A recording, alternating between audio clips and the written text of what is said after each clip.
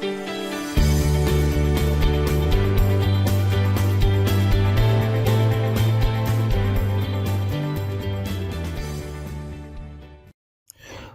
वालेकुम, क्या हाल है आप लोगों के? ठीक है, चलिए स्टार्ट करते हैं। हम लोग ने जहाँ से लास्ट वीडियो जो है वो छोड़ी थी। ऑलराइट, हम लोग यहाँ पे थे। मैं आपको एक स्लाइड बैक करके दिखा दूँ।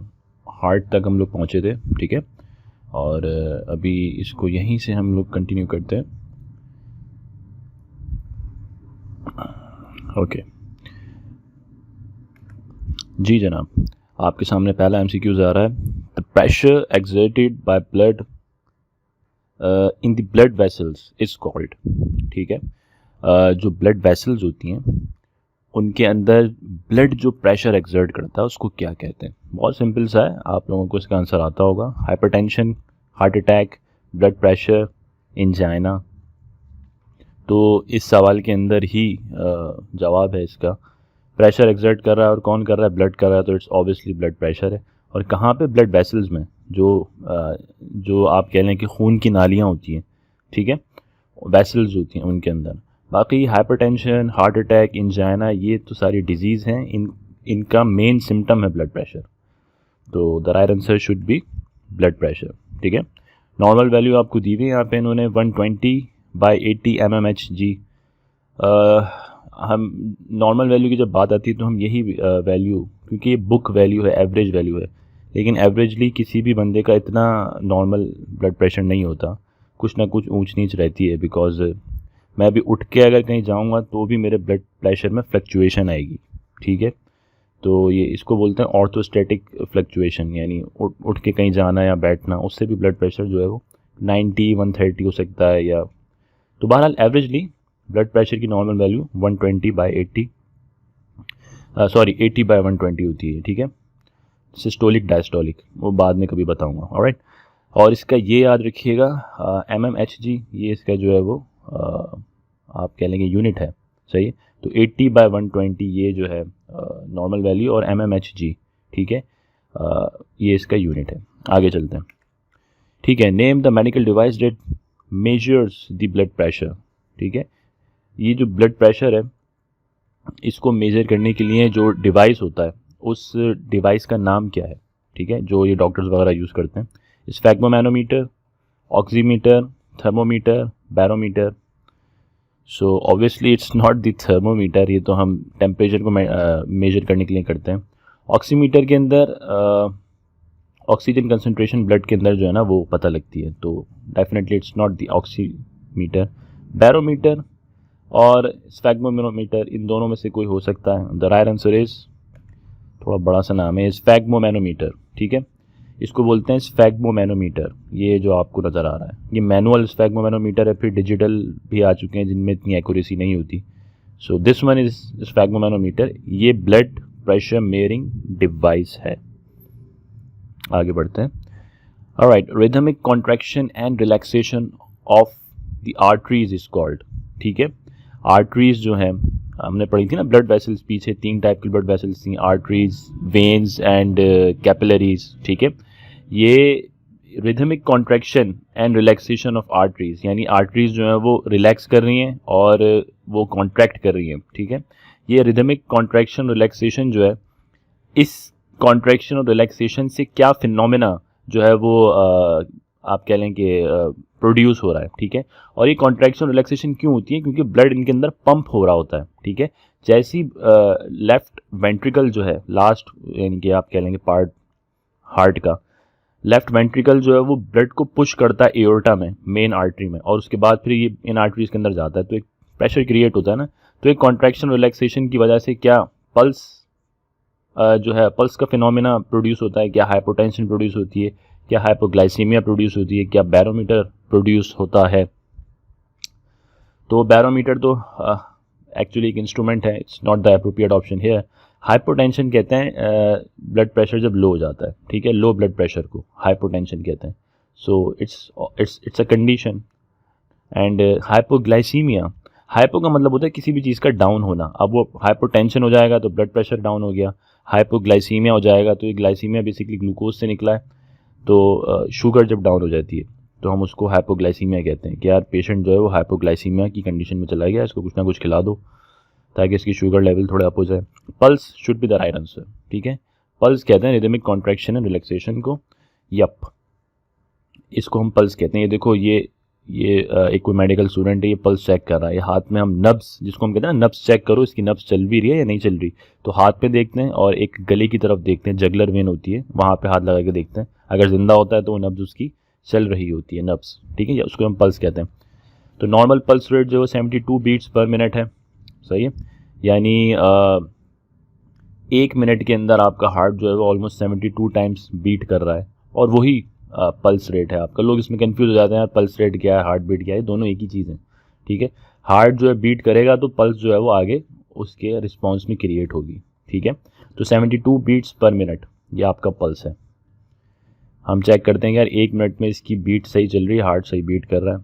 आगे चलते हैं। Alright, the human heart, I think मैं लिखना भूल गया यहाँ पे, the human is divided into how many sections, I think it's but या ऑब्वियसली, चलो आंसर तो आपने देख लिया, मैं आगे चलता हूँ। ये आपसे ह्यूमन हार्ट कह रहा है, मैं यहाँ पे हार्ट लिखना भूल गया। The human heart is divided into how many sections, and the human heart is divided into 4 sections, ठीक है, राइट। अच्छा, बेसिकली हम इसको राइट और लेफ्ट हार्ट में डिवाइड करते हैं। ये राइट साइड हो गई पूरी की पूरी, सही है, और ये लेफ्ट साइड हो गई। फिर इसमें भी डिवीजन होती है।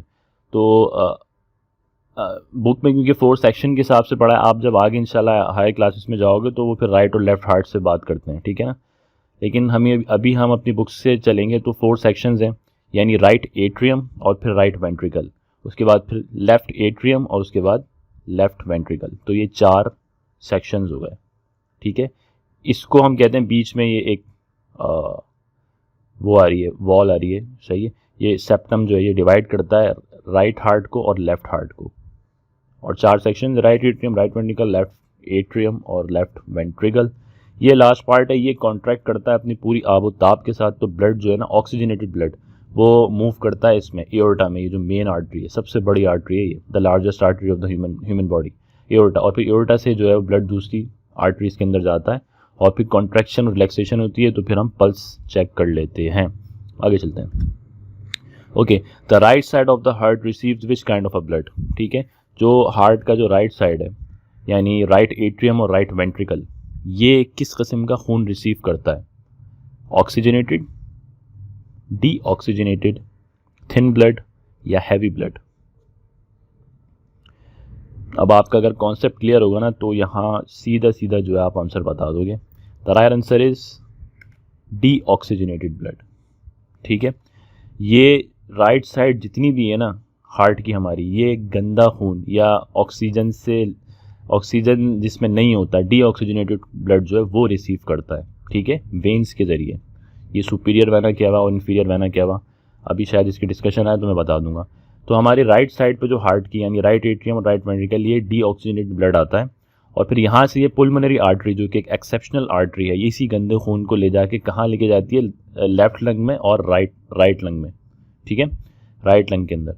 वहाँ से जब ब्लड जो है ऑक्सीजन मिल जाता है तो फिर पुल्मोनरी वेन, जो कि एक एक्सेप्शनल वेन है, और ऑक्सीजनेटेड ब्लड जो है ना वो लेके आती है लेफ्ट साइड के ऊपर।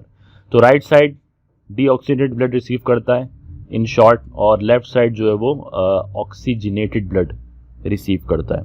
आई होप कि ये फिनोमेना आपको क्लियर हो गया, बहुत सिंपल सा फिनोमेना है। आगे चलते हैं। The wall that separates the right to left heart, शायद अभी मैं कन्वर्सेशन में बोल गया हूँ ये। लेफ्ट और राइट साइड को जो है वो एक वॉल डिवाइड कर रही है, उसका नाम क्या है? Septum, atrium walls, ventricular walls, bicuspid walls. And the right answer is obviously the septum, ठीक है। ये देखो, ये एक नॉर्मल हार्ट है, सही है, और ये आपको एक पूरी वॉल नज़र आ रही है, इसको कहते हैं सेप्टम, ठीक है। ये पूरी राइट साइड को और लेफ्ट साइड को अलग कर रहा है। कहीं ऐसा नहीं हो ना कि डीऑक्सीजनेटेड ब्लड जो है वो राइट साइड के अंदर जो है, सॉरी, लेफ्ट साइड के अंदर मिक्स हो जाए, ठीक है। और ये इन्होंने एक डिफेक्टिव हार्ट दिखाया जिसके अंदर ये सेप्टल डिफेक्ट आ रहा है। ये सेप्टम जो है इसके साथ यहाँ पे एक आप कह लें कि ये एक गेटवे बन गया है, ये बड़ी ख़तरनाक चीज़ है। गेट वे सा बन गया, यानी अभी डिवीज़न नहीं रही, तो अभी गंदा खून सीधी साधा मिक्स हो जाएगा इसके अंदर, राइट साइड के अंदर, और right side sorry left side के अंदर। और लेफ़्ट हार्ट का काम होता है ब्लड को सप्लाई करना, तो ये गंदा खून ही सप्लाई हो जाएगा दोबारा। तो ये एक बहुत ख़तरनाक कंडीशन है जो वेंट्रिकुलर सेप्टल डिफेक्ट होता है। फिर इसकी माइनर सर्जरीज होती हैं, सर्जरी के थ्रू उसको अलग किया जाता है और फिर मॉनिटरिंग की जाती है। ठीक है, आगे चलते हैं। कुछ मेन पॉइंट्स हैं वो देख लो। राइट एट्रियम हो गया और लेफ्ट एट्रियम हो गया। ठीक है, right atrium is separated from right ventricle. सही है, राइट एट्रियम और राइट वेंट्रिकल यानी राइट साइड जो है, ये राइट साइड के अंदर भी ये जो दो पार्ट्स हैं एट्रियम और वेंट्रिकल, ये दोनों एक वॉल्व के जरिए सेपरेट हुए होते हैं, उसको हम बोलते हैं ट्राइकस्पिड वॉल्व। सही है, अब लेफ्ट साइड के ऊपर आते हैं। लेफ्ट साइड में लेफ्ट एट्रियम और लेफ्ट वेंट्रिकल ये दोनों भी एक दूसरे से सेपरेट हुए हैं, या आप कह लेंगे इनके बीच में एक गेट है, एक वॉल्व है, उसको कहते हैं बाइकस्पिड वॉल्व। सही है, और दूसरी चीज़ ये है कि blood does not flow back from right ventricle to pulmonary artery because of pulmonary valve. सही है, ये बात बिल्कुल ठीक है। ब्लड जो है वो दोबारा फ्लो बैक नहीं करेगा from right ventricle to pulmonary artery.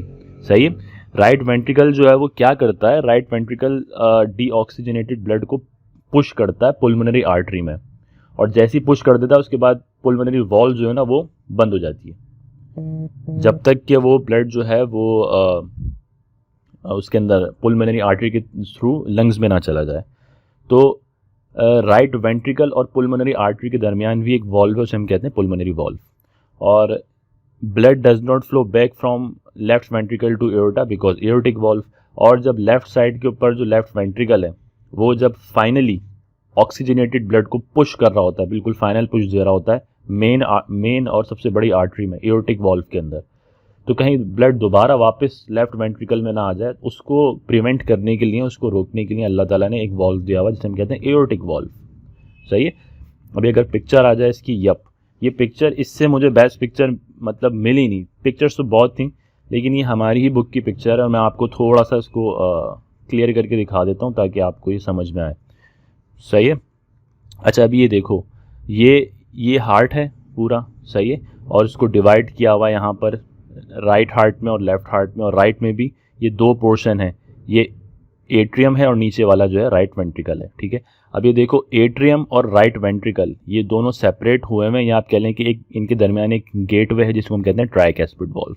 सही है, ठीक है, सेम गोज फॉर हेयर कि ये लेफ्ट ये राइट एट्रियम है ऊपर वाला और ये नीचे वाला लेफ्ट वेंट्रिकल है। इन दोनों को अल्लाह ताला ने सेपरेट किया हुआ है एक गेटवे से या एक वॉल्व से जिसको हम कहते हैं बाइकस्पिड वॉल्व। सही है, सिंपल। चलो दूसरी पिक्चर देखते हैं। दूसरी पिक्चर के अंदर हाँ आपको ये दिखा रहा है कि ब्लड यहाँ पे एंटर हो रहा है और इस ट्राइकस्पिड वॉल्व ओपन हुई, राइट एट्रियम से लेफ्ट वेंट्रिकल में गया। ठीक है, और यहाँ से फिर वो पुलमोनरी आर्टरी में गया, वहाँ से ऑक्सीजनेटेड हो गया पुलमोनरी वेन के थ्रू।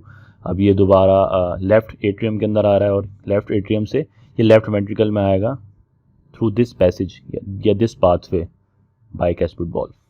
सही है, 4 चैम्बर्स ये आपके सामने ही है, देख लेगा इनको, और अब इस पर हम डिस्कशन हो चुकी है। देखो यहाँ से ब्लड जाता है और सारी चीज़ें हम डिस्कस कर चुके हैं। ठीक है, अच्छा अब इसके अंदर एक चीज़ यहाँ पे अगर मुझे वो मिल जाए, इन्होंने वो वॉल्व नहीं दिया हुआ यहाँ पे, राइट वेंट्रिकल से ये जाएगी पुलमोनरी आर्टरी के अंदर और वहाँ एक वॉल्व होता है, खैर वो शायद नहीं दिया इन्होंने। ओके, मैं देखता हूँ शायद दूसरी पिक में दिया हुआ, नहीं दिया हुआ। ऑलराइट, ठीक है, बहरहाल आप समझे ये ट्राइकस्पिड वॉल्व और बाइकस्पिड वॉल्व समझे। ठीक है,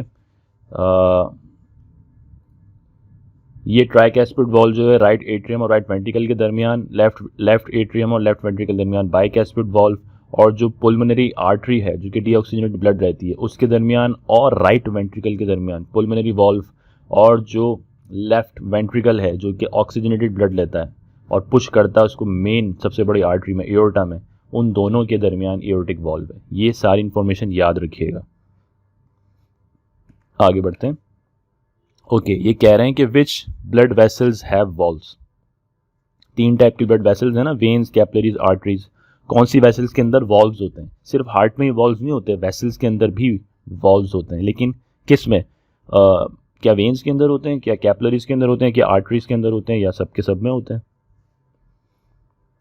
तो सब के सब में तो नहीं होते, and the right answer is veins.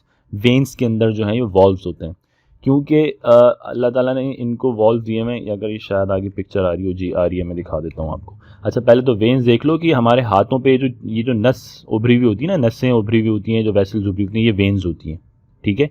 ये हाथ पे इधर और बॉडी में जो हमारी है, इनको हम वेन्स कहते हैं, क्योंकि इनका ल्यूमिन जो होता है बड़ा होता है। आपने स्ट्रक्चर याद आ रहा है स्ट्रक्चर, जो हमने स्ट्रक्चर पढ़ा था, वेन्स का ल्यूमिन जो होता है वो बड़ा होता है, यानी उनका साइज़ जो होता है वो ज़्यादा बड़ा होता है। तो ये, और ये स्किन के करीब होती हैं, तो ये इसीलिए जो है इस तरह से इसकी अपीयरेंस आ रही होती है।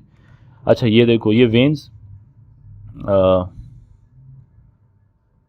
ठीक है, हाँ, एक्सेप्शन में बाद में आता हूँ, पहले मैं वेन्स देख लो आप। ये वेन्स आ गई और वेन के अंदर ये वॉल्व आ गया, ठीक है। ये वेन का स्ट्रक्चर है पूरा, सही है, और ये वॉल्व आ गया। अब क्या होता है, ब्लड जैसे ही पुश होता है ना, क्योंकि वेन्स के अंदर जो प्रेशर होता है ना ब्लड का, वो कम होता है, तो अगर वो पुश करेगा और यहाँ पे अगर वॉल नहीं होगी तो ये वापस नीचे आ जाएगा ब्लड, और उसको सारे ब्लड को जो है वो वेन्स के थ्रू कहाँ पे जाना है? राइट हार्ट के अंदर जाना है, सही है, राइट एट्रियम और राइट वेंट्रिकल में उधर जाना है। तो ये थोड़ा सा पुश होता है, ये वॉल्व बंद हो जाता है, तो ब्लड यहीं रह जाता है। फिर थोड़ा सा और प्रेशर लगता है इसके ऊपर और पुश होता है, फिर एक और वॉल्व होता है, ये नेक्स्ट सेगमेंट के अंदर जाता है और फिर ये वॉल्व बंद हो जाता है। तो इस तरह से हल्का हल्का पुश करते करते वो ऊपर जाता है। और आर्टरीज में प्रेशर ज़्यादा होता है, क्योंकि उनको एक ज़बरदस्त किस्म का स्ट्रोक लग रहा होता है। जो वेंट्रिकल जो है ना, वो पूरी ताकत से जो है ना वो ब्लड फेंक रहा होता है, तो आर्टरीज के अंदर ब्लड प्रेशर जो है वो ज़्यादा है, वेन्स के अंदर प्रेशर कम है। सारी वेन्स के अंदर जो है वो सब की सब वेन्स के अंदर वॉल्व होता है, एक्सेप्ट पुल्मोनरी आर्टरी। पुल्मोनरी आर्टरी जो कि डीऑक्सीजनेटेड ब्लड ले रही है लाइक वेन्स, सही है, तो उसमें वॉल्व नहीं होता। समझ में आया? उसमें पुल्मोनरी वॉल्व होता है, जो अभी हम पीछे पढ़ के आए। यानी हम नाम तो उसको पुल्मोनरी आर्टरी का दे रहे हैं, लेकिन काम तो वो वेन वाला ही कर रही है, डीऑक्सीजनेटेड ब्लड उसके पास है, तो क्या उसमें भी वॉल्व होगा? सवाल ये था। तो उसमें उसका जवाब ये है कि उसमें वॉल्व तो होगा, लेकिन उसका नाम है पुल्मोनरी वॉल्व, ठीक है, जो कि राइट वेंट्रिकल से जब पुल्मोनरी आर्टरी के अंदर ब्लड जाता है तो प्रिवेंट करता है वो पुल्मोनरी वॉल्व, ताकि वो डीऑक्सीजनेटेड ब्लड दोबारा कहीं राइट आर्ट्रिकल के अंदर आ ना जाए, सॉरी राइट वेंट्रिकल के अंदर आ ना जाए। क्लियर हुआ? आगे बढ़ते हैं। हाँ, lungs receive deoxygenated blood from heart through, सही है, तो सिंपल है। लंग्स जो है वो डीऑक्सीजनेटेड ब्लड ले रहे हैं हार्ट से, किस वेन के जरिए? अभी पूरी डिस्कशन की हमने, एओर्टिक वेन के जरिए, कैपिलरीज के जरिए, पुल्मोनरी आर्टरी के जरिए, या पुल्मोनरी वेन के जरिए, सही है। Lungs are receiving deoxygenated blood, तो ऑब्वियसली एओर्टिक वेन तो होती नहीं है एओर्टा की, तो कैपिलरीज नो, इन दोनों में से कोई हो सकता है, और इसमें आपको इसका आंसर यकीनन मालूम है, and the right answer is pulmonary artery, ठीक है। पुल्मोनरी आर्टरी जो है वो डीऑक्सीजनेटेड ब्लड ले रही है यहाँ से, यानी राइट वेंट्रिकल से, और ये जा रही है पुल्मोनरी आर्टरी लंग्स के अंदर, और बीच में इनके एक वॉल्व है, जिसे अभी हमने पढ़ा था पुल्मोनरी वॉल्व, और ये लेफ्ट और राइट लंग्स के अंदर डिवाइड हो जाती है पुल्मोनरी आर्टरी। वहाँ से जब खून ऑक्सीजनेटेड हो जाता है, ऑक्सीजन मिल जाती है उसमें, तो फिर पुल्मोनरी वेन आ रही होती है, वो आके यहाँ पे इधर लेफ्ट एट्रियम और लेफ्ट वेंट्रिकल के अंदर ब्लड को सप्लाई करती है, और लेफ्ट वेंट्रिकल कॉन्ट्रैक्ट करता है, तो फिर ये एओर्टा के अंदर, ये एओर्टा आ गया, ब्लड एओर्टा में आता है, और फिर यहाँ से पूरी आर्टरीज में और पूरी बॉडी में। ठीक है जनाब, आगे चलते हैं। हार्ट डिसऑर्डर्स हैं, आपकी बुक में है, इसको मैंने एक जगह कंपाइल कर लिया। हाइपरटेंशन, नॉर्मल जो रेंज है, सही है, जो 80-120 की नॉर्मल रेंज है वैल्यूज़, इससे अगर ऊपर जा रहा है हमें ब्लड प्रेशर जो है वो, यानी कि बैठे बैठी कंडीशन के अंदर भी अगर जो हो वो 100 या 140, 160, 50 हो रहा है उस बंदे का, तो हम उसको कहेंगे कि भाई आप हाइपरटेंसिव हो चुके हो, आपको ब्लड प्रेशर रहने लगा है, आपको अब ब्लड प्रेशर की मेडिसिन लेनी होंगी, क्योंकि आप तो नॉर्मल कंडीशन में भी आपका हार्ट जो है बड़ी ज़ोर लगा रहा है, ठीक है। और हाइपोटेंशन का मतलब होता है कि यही जो नॉर्मल वैल्यू है, सही है, नीचे वाला यानी सिस्टोलिक जो है वो 80, डायस्टोलिक 120, ये इस कंडीशन से अगर ब्लड प्रेशर नीचे आ रहा है, यानी 80 की जगह 60-70 और 120 की जगह 90-80, ये भी बड़ी ख़तरनाक कंडीशन है। इसके अंदर तो इंसान बेहोश हो जाता है, सही है, अगर हाइपरटेंशन बहुत ज़्यादा हो रही है। तो फिर ऐसे बंदे को के लिए मेडिसिन तो नहीं, ऐसे बंदे को फिर हम कुछ ना कुछ खिलाते हैं फ़ौरन। और स्पेशली जो सॉल्टिश चीज़ें होती हैं ना, सॉल्ट खाने से जो है ना प्रेशर बढ़ता है, तो और इस तरह की चीज़ें हम खिलाते हैं ताकि उसका हाई ब्लड प्रेशर जो है मेंटेन हो जाए दोबारा। एंजाइना, एंजाइना एक पेनफुल कंडीशन है। इसमें क्या होता है, when the heart muscles does not get enough supply of oxygenated blood, it's a coronary disease symptom. अभी हमने पढ़ा था ना, आप सबको पता चल गया कि हार्ट को कौन सी आर्टरी सप्लाई करी है ब्लड, कोरोनरी आर्टरी, सही है। तो अगर कोरोनरी आर्टरी के अंदर कोई डिफेक्ट आ जाए, किसी कोरोनरी आर्टरी के अंदर पूरे हार्ट में कहीं किसी पार्ट में अगर कोई कोरोनरी आर्टरी में डिफेक्ट आ जाए और वो पार्ट जो है हार्ट का या वो मसल जो है हार्ट का ऑक्सीजनेटेड ब्लड नहीं ले रहा हो, तो एक पेन आना शुरू होता है जिसे हम एंजाइना पेन कहते हैं, सही है। और एंजाइना असल में एक सिम्टम है हार्ट अटैक का। आ रही है बात समझ में आपको? एंजाइना अगर किसी बंदे को हो रहा है तो इसका मतलब है कि भाई 80% चांसेस हैं कि उसको हार्ट अटैक भी हो जाए, सही है। हार्ट अटैक क्या है? Blockage of arteries due to accumulation of cholesterol, this leads to the death of a section of a heart muscle. Heart attack के बेइंतहा आप कह लें कि रीजंस होते हैं। मेन रीज़न उसमें ये होता है कि जो आर्टरीज है ना, इनका ल्यूमिन छोटा हो जाता है कोलेस्ट्रॉल की वजह से। हम इतना ज़्यादा कोलेस्ट्रॉल वाली चीज़ें खा रहे होते हैं, इतना फास्ट फूड खा रहे होते हैं, इतनी ज़्यादा ऑयली चीज़ें खा रहे होते हैं कि, और जो LDL और HDL का लेवल होता है ना, लो डेंसिटी लिपिड्स और हाई डेंसिटी लिपिड्स, इसके बारे में भी बताऊंगा मैं। HDL जो है वो गुड लिपिड है, हाई डेंसिटी लिपिड हमें वो चाहिए होता है। खैर बहरहाल, तो कोलेस्ट्रॉल इतना ज़्यादा बढ़ जाता है कि वो आर्टरी जो है ना वो छोटी हो जाती है बिल्कुल उसमें, और ब्लड का जो फ्लो है उसमें वो रुकना शुरू हो जाता है। उसकी वजह से क्या होता है कि हार्ट के मसल्स जो है ना उनको बड़ी कोशिश करनी पड़ रही होती है ब्लड को पंप करने के लिए, और डेथ हो जाती है किसी एक स्पेसिफिक पार्ट की हार्ट की, सही है। और उसी कंडीशन में एंजाइना पेन भी आ रहा होता है। पूरा ये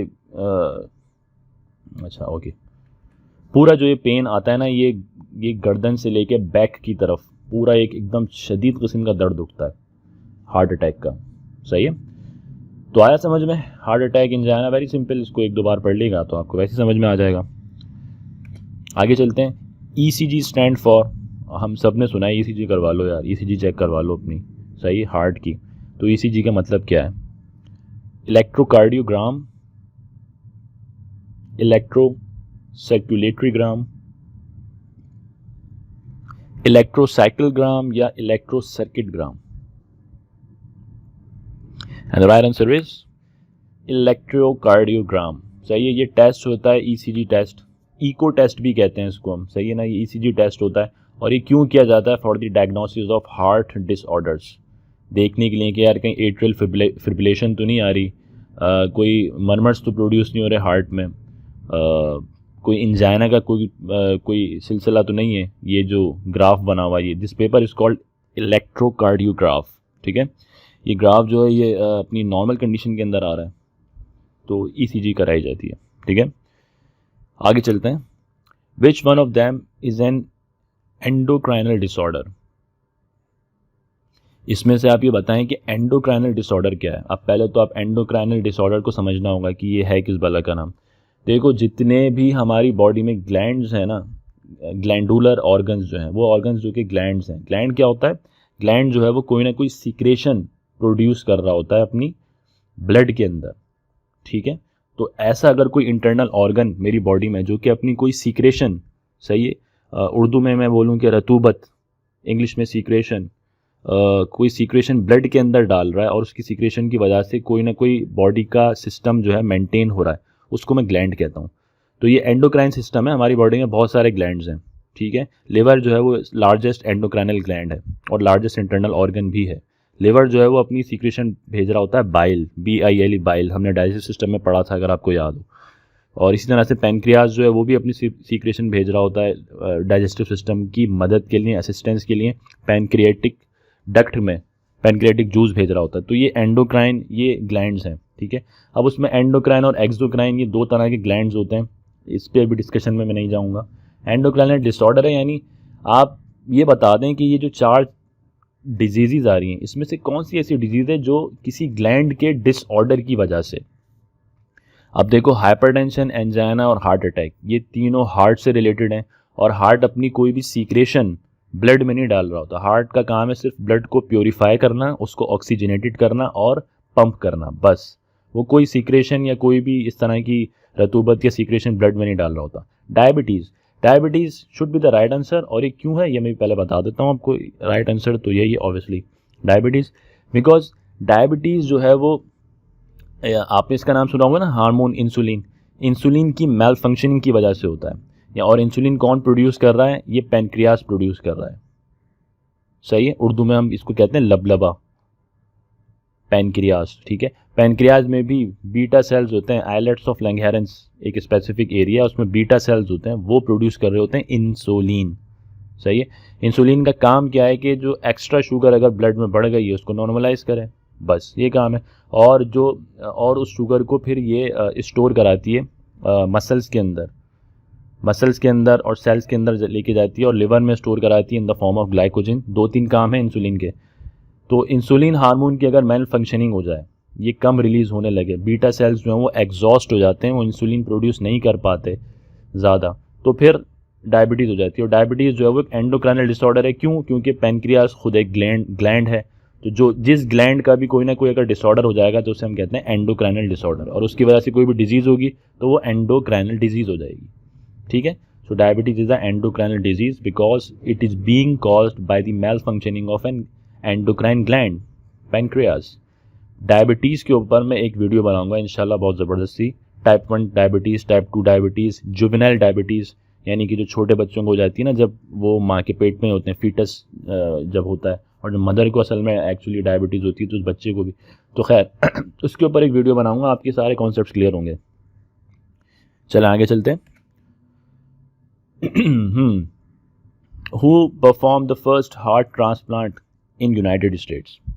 अब झगड़ा थोड़ा यहाँ पर है, यूनाइटेड स्टेट्स। ठीक है, अगर मैं इस यूनाइटेड स्टेट्स को हटा दूँ ना तो चॉइस कुछ और हो जाएगी, और अगर मैं यूएस यहाँ लगा दूँ तो चॉइस कुछ और हो जाएगी। अभी क्लास 7 के अंदर हमसे ये पूछा गया है, जो हम चैप्टर पढ़ रहे हैं, कि यूएस में सबसे पहले जो है परफॉर्म किया था उन्होंने हार्ट ट्रांसप्लांट, कौन है वो साहब? Norman Shumway, Christiaan Barnard, Robert Hooke, James Franklin? And the right answer is Norman Shumway. ठीक है, ये हमारी बुक का ही पिक्चर है, मैंने वही लगा दी है। ये हैं साहब नॉर्मन शॉमे। इनको फादर ऑफ हार्ट ट्रांसप्लांट कहते हैं, मगर यूएस में कहते हैं। इन्होंने यूएस में काम किया था। आप गूगल कर लो, गूगल करोगे तो फादर ऑफ हार्ट ट्रांसप्लांटेशन जो है वो क्रिस्टन बर्नार्ड उन्होंने किया था। सही है, 67 में, आई बिलीव 1967 में क्रिस्टन बर्नार्ड ने। नॉर्मन शॉमे ने फर्स्ट सक्सेसफुल हार्ट ट्रांसप्लांट किया था यूएस के अंदर। सही है, और इन्होंने नेशनल हार्ट इंस्टीट्यूट और यूएस डेवलप किया था आर्टिफिशियल हार्ट प्रोग्राम 1964 के अंदर। आई समझ बात? तो अगर आपसे वर्ल्ड का पूछा जाए कि वर्ल्ड का फर्स्ट हार्ट ट्रांसप्लांट किसने किया है, तो आप बोलोगे सीधा सीधा क्रिस्टियन बर्नार्ड ने। अगर आपसे पूछा जाए कि सक्सेसफुली यूएस में किसने फर्स्ट हार्ट ट्रांसप्लांट किया था सर्जरी, तो आप नॉर्मन शॉमे का नाम दोगे। चलते हैं आगे। ठीक है, ट्रांसपोर्टेशन इन प्लांट्स। अब प्लांट्स के अंदर जो है वो ट्रांसपोर्टेशन ये हम पढ़ने वाले हैं, और इसका पहला एमसीक्यूज आपके पास आ गया है। The transport system of plants consist of how many vessels? देखो ह्यूमंस के अंदर भी तो ट्रांसपोर्टेशन थी, वो हमने पढ़ी थी, उसके अंदर 3 किस्म की वेसल्स थी। Alright, veins, arteries and capillaries. अभी प्लांट्स को भी तो चाहिए कोई ट्रांसपोर्ट सिस्टम कि उसके पास न्यूट्रिएंट्स, वाटर और इस तरह की चीज़ें जो हैं वो पहुँचें डिफरेंट पार्ट्स में। तो प्लांट के अंदर कितने टाइप की वेसल्स हैं? 4, 3, 2, 1। And the right answer is 2 types, xylem and phylum. ठीक है, इसको फाइलम पढ़ो या फ्लोएम पढ़ो। फ्लोएम जबान पे मेरी फाइलम निकलता है ज़्यादातर, वैसे ये फ्लोएम है। ठीक है, 2 टाइप्स की वेसल्स हैं प्लांट के अंदर जो कि प्लांट के ट्रांसपोर्ट सिस्टम को मेंटेन किए हुए हैं। एक है जाइलम, दूसरी है फ्लोएम। ठीक है, ये जाइलम आ गई है और ये फ्लोएम आ गई है। आगे चलते हैं। Food glucose transported by which plant vessel? ठीक है, प्लांट के लिए मोस्टली जो फूड होती है वो ग्लूकोज ही होता है। तो ये ग्लूकोज जो है ये कौन सी वेसल ट्रांसपोर्ट कर रही है? फ्लोएम कर रही है, जाइलम कर रही है, या रूट हेयर्स करते हैं, या स्टेम करता है? And the right answer is phloem. ठीक है, अच्छा ये इसको आप आराम से याद रख सकते हो, तो आपको दूसरी वेसल का फंक्शन समझ में आ जाएगा। मैंने यहाँ पे दिया हुआ है आप लोगों की आसानी के लिए, बिकॉज मुझे बड़ी आसानी हो इस तरह से। Remember it through sound similarity, sound की सिमिलैरिटी से इसको रिमेंबर करो। फ्लोएम, ये एफ आ रहा है यहाँ पे, फ्लोएम फ्लोएम फ्लोएम, और फूड फूड फूड, फूड भी एफ के साउंड से शुरू हो रहा है, और फ्लोएम भी एफ के साउंड से शुरू हो रहा है। तो एफ यानी फ्लोएम का मतलब फूड, तो फ्लोएम जो है वो फूड को सप्लाई करती है। दोनों में स्टार्टिंग में एफ की साउंड आ रही है। इसको साउंड सिमिलैरिटी से मैंने याद किया, मैं अपना तरीका बता रहा हूँ आपको, मैंने ऐसे ही याद किया क्योंकि मैं बहुत कंफ्यूज होता था इसमें जाइलम और फाइलम में। तो फिर मैंने एक ट्रिक ये लगाई कि यार फ्लोएम एफ साउंड दे रहा है, फूड वो भी एफ साउंड दे रहा है, तो ये दोनों सिमिलर हैं, ये दोनों साथ में। इसको बोलते हैं सिम्बॉलिक लर्निंग। सही है, सिम्बल्स के थ्रू याद करना शुरू कर दो तो आसानी हो जाएगी।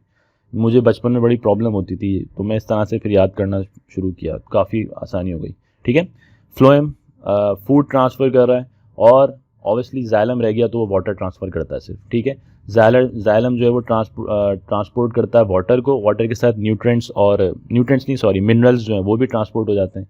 और इधर फ्लोएम जो है वो फूड ट्रांसपोर्ट कर रहा है, और फूड में मोस्टली सक्रोज यानी कि ये एक फॉर्म है ग्लूकोज की, ग्लूकोज पहुंच रहा होता है प्लांट्स के डिफरेंट पार्ट्स में। Let's move on. Water and minerals are absorb by roots through. हमने ये तो पढ़ लिया कि वाटर एंड मिनरल्स को कौन ट्रांसपोर्ट कर रहा है, जाइलम। सही है, लेकिन रूट्स के ज़रिए ये एब्जॉर्ब कहाँ से होते हैं? क्या स्टॉक इन्हें एब्जॉर्ब करती है, क्या रूट हेयर्स इन्हें एब्जॉर्ब करते हैं? जाइलम फ्लोएम तो यहीं कट गए। सही है, क्योंकि हम पीछे कॉन्सेप्ट क्लियर करके आ चुके हैं। जाइलम वाटर को ट्रांसपोर्ट कर रहा है, मिनरल्स एंड वाटर को एब्जॉर्ब नहीं कर रहा, ये ट्रांसपोर्ट कर रहा है। ठीक है, यहाँ पे हमसे पूछा जा रहा है एब्जॉर्ब कौन कर रहा है? रूट्स के ऊपर कोई स्ट्रक्चर लगा हुआ है जो कि एब्जॉर्ब कर रहा है मिनरल और वाटर को, वो स्ट्रक्चर क्या है? तो जाइलम और फ्लोएम तो पहले ही रेस से आउट हो चुके हैं। क्या वो रूट हेयर्स हैं, क्या वो स्टॉक है? And the right answer is root hairs. ठीक है, रूट के ऊपर ये बारीक बारीक से आपको हेयर्स दिख रहे होंगे, ये रूट हेयर्स होते हैं। ये बेसिकली एब्जॉर्ब करते हैं वाटर और मिनरल्स, और फिर वो रूट में पहुंचता है, और फिर रूट से वो जाइलम में पहुंचता है, और फिर ट्रांसपोर्टेशन होती है उसकी। आगे बढ़ते हैं। Alright, water and minerals absorption through root hairs by which phenomena. ये जो वाटर और मिनरल जो है एब्जॉर्ब तो हो गए रूट के थ्रू, लेकिन किस फिनोमेना के थ्रू हुए?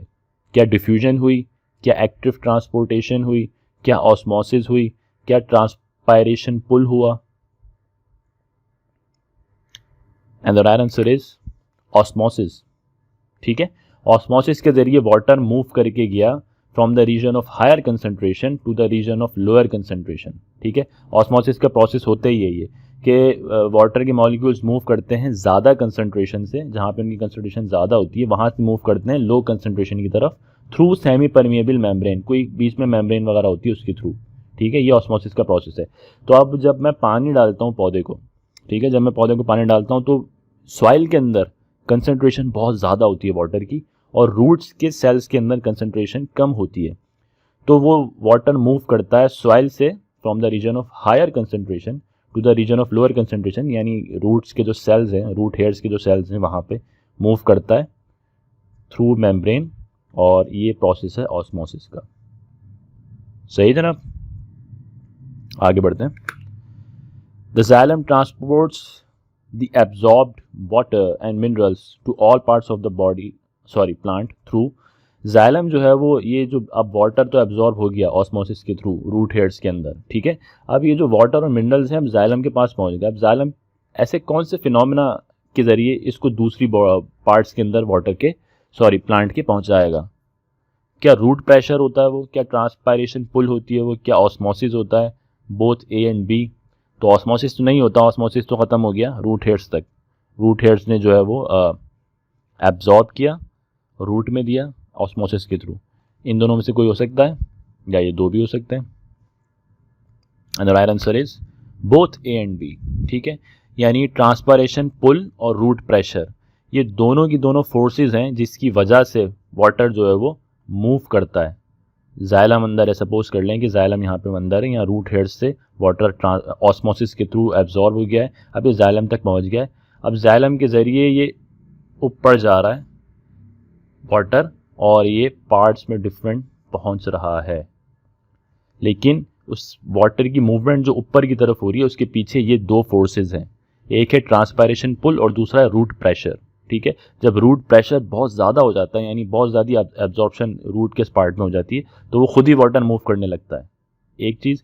दूसरी चीज़ ये कि ट्रांसपायरेशन का जो अमल है ना, ट्रांसपायरेशन क्या होती है बेसिकली, जो एक्स्ट्रा वाटर होता है ना लीव्स के अंदर और जो ग्रीन पार्ट्स होते हैं, एरियल पार्ट्स दूसरे होते हैं वहाँ पे, वो एवोपोरेट होना शुरू होता है, भाप बन के उड़ना शुरू होता है।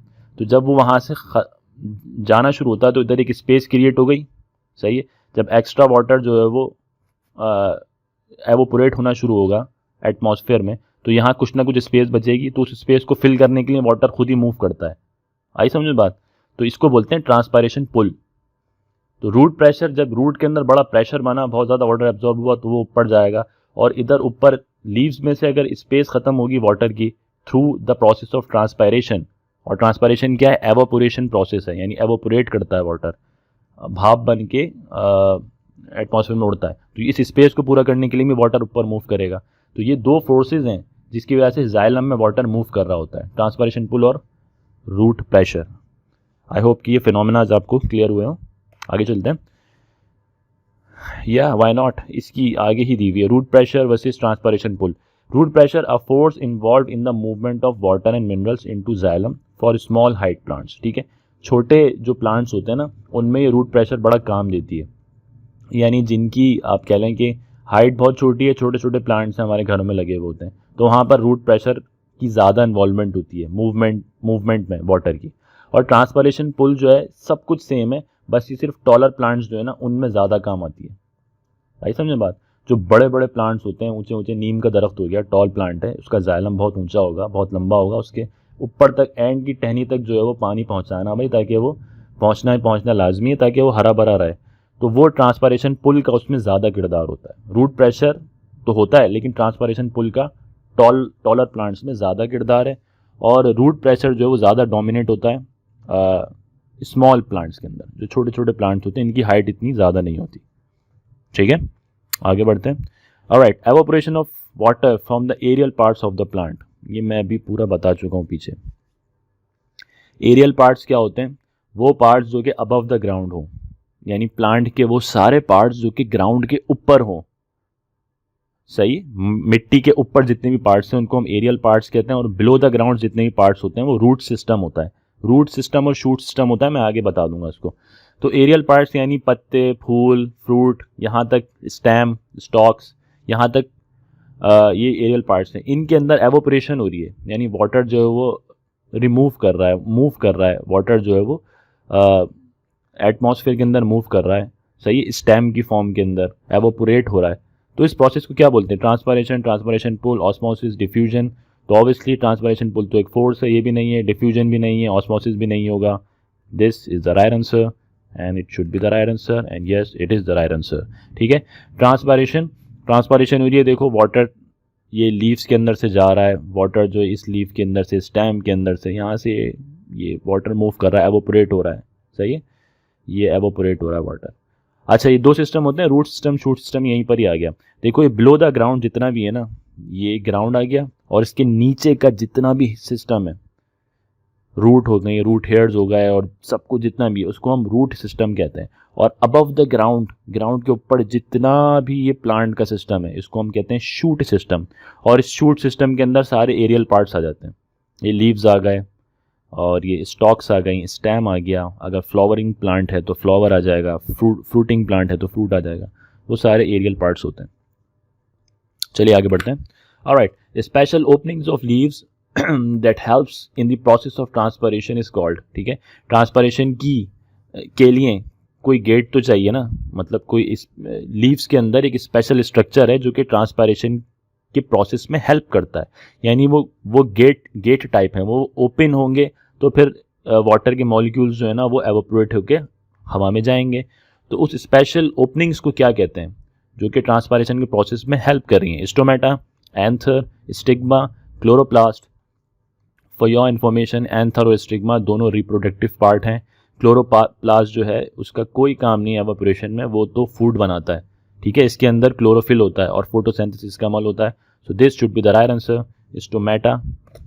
यप, व्हाई नॉट, स्टोमेटा सही है। ये आप ओपनिंग देख रहे हैं, बहुत माइक्रोस्कोपिक ओपनिंग है ये लीफ के अंदर ही ऐसी छोटी छोटी मिलियंस की तादाद में ओपनिंग्स होती हैं। तो जब प्लांट को वाटर लूज करना होता है तो ये स्टोमेटा ओपन हो जाता है और यहाँ से वाटर जो है वो रिमूव होता रहता है, एवोपोरेट होता रहता है। स्टोमेटा बहुत सारों को कहते हैं, सिंगल को स्टोमा कहते हैं। ठीक है, हैविंग सेड दैट इसको यहीं ख़त्म करते हैं बिकॉज ये वीडियो हो गई है लंबी। मैं नेक्स्ट पार्ट बना रहा हूँ उसका, आज ही अपलोड कर दूंगा इंशाल्लाह। अपना आप लोग बहुत बहुत ख्याल रखिएगा और वीडियोस देखते रहें, शेयर करते रहें, इसको नॉलेज बढ़ाते रहें। और इंशाल्लाह पीएचडी के बाद बेइंतहा टॉपिक्स हैं और मैं कोशिश करूँगा कि मैं कुछ शायद कैमरे के आगे भी आके आप लोगों को बताऊँ। तो टिल देन टेक केयर, अल्लाह हाफिज़।